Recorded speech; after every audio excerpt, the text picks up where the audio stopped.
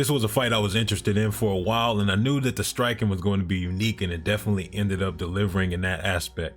There's a lot of things for me to analyze, but the primary purpose of this video is to lead you to the analysis that's coming pretty soon.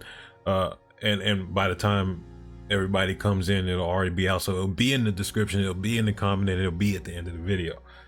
My initial thoughts are that it was definitely a split decision watching it, even though I wasn't really heavily judging it, but it was definitely a split decision type of fight, especially in those last few rounds where a lot of the striking exchanges were even or they were trading.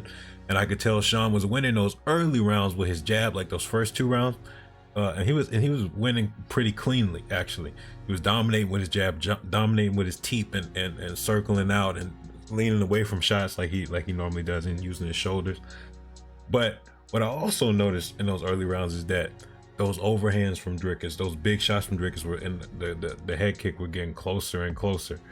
And slowly he was inching his way towards Sean. He was catching up with him, and I was like, this is going to be interesting to see if it makes it into those later rounds.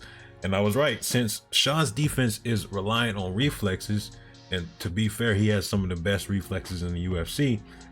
When he's tired, he's going to be far more hittable than somebody with a more sturdy, reliable, traditional guard. Also, an important note about the style of this fight is that Strickland was the one being backed up constantly.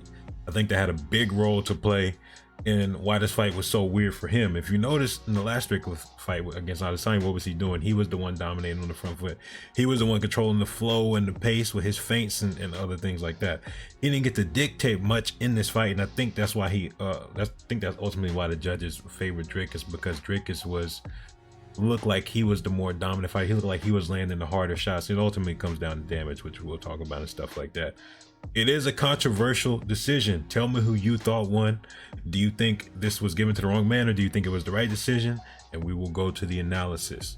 That breakdown and analysis will be the first of many more UFC striking breakdowns coming. And yeah, we'll get everything organized, and I'll see y'all later. Fights and Science Immortality Serum out. Video.